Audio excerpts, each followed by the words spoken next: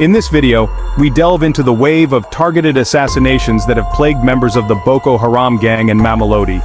We'll uncover the brutal dynamics of this underworld rivalry, exploring how internal conflicts, turf wars, and retaliation have turned the streets of Mamelodi into a battleground. Stay tuned as we analyze the key assassinations, their implications, and the chilling impact on the community. Santorini Lounge is a club located in Mamelodi West. It is a place where young people of Mamelodi go and have fun on their leisure time. But on the 29th of August, 2021, something horrific would happen. At around 23:36, a gunman would storm the place and started shooting. And two men, aged 24 and 43, who were allegedly to be the members of Boko Haram, were killed. This thing here exists.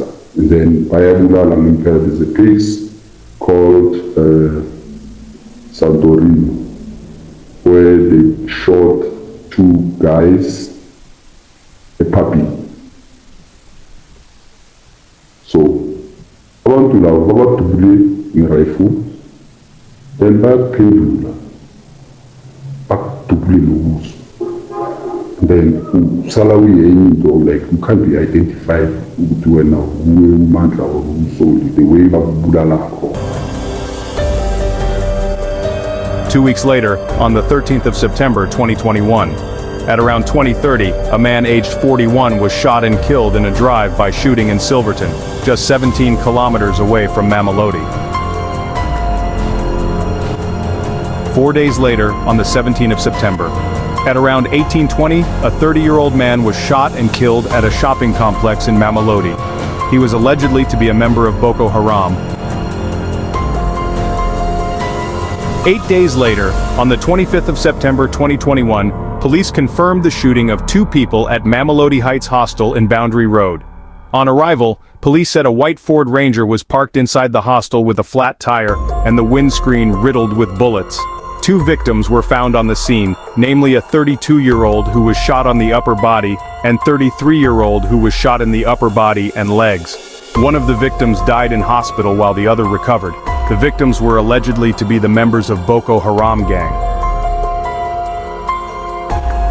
7 days later, on the 2nd of October 2021, at around 20:55, a 30-year-old man by the name of Nkunzi was shot and killed in Section K.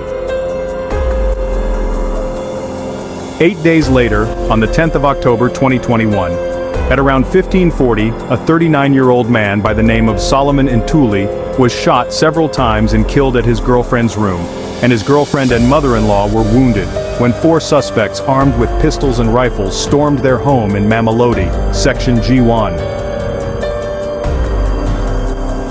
Given Mnguni, popularly known as Nkunzi in the township Mamelodi, was considered as the leader of the Boko Haram gang.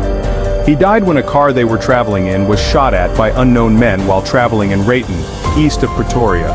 At around 12 o'clock, the 35-year-old was shot and killed while traveling on the N4 near Rayton. A passenger was also wounded and taken to hospital. His assassination comes a week after he received a threat from a Facebook account called John Wick, This Mamelodi. John Wick was allegedly to be behind all these assassinations. This mysterious character was feared and appreciated by the community, as he was only targeting criminals. But, according to police, these were revenge killings by the Bafarasai gang, in an intention to take over the Terry. Ikhoto mesolo sihamba kuletha ama eviction letter ukuthi fuze siphume endlini. And then mabathi siphume endlini, oqala we had nowhere to go. Out of nowhere, kwavela kwafika this person owayezibiza ngospa. Uma kafika athi indlu yakamalumi wakhe, umalumi wakhe uyithengile. So siyamangala ukuthi uyithenge kanjani because we still have a court case esihambayo and icala likakaphi. Makafika for the second time, afika athi i-court case leyo uyabona ukuthi badlala ama-delay ofisini. I mean e-court. So yena into azawuyenza uzayisebenza ngendlela yestrata.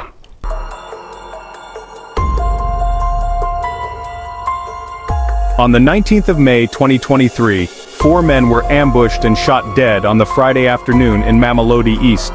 The victims included Spa, the same person who was stealing people's houses in 2021. According to community members, after they were shot, the assailants stood over them and blew their heads to ensure that they are dead. On the 26th of July 2024, Boko Haram gang members went to Bronkhorst to invade a road construction site to demand a 30% share on the tender. They then left, not knowing that they were followed by assailants. Their bodies were found in an open field in Cullinan.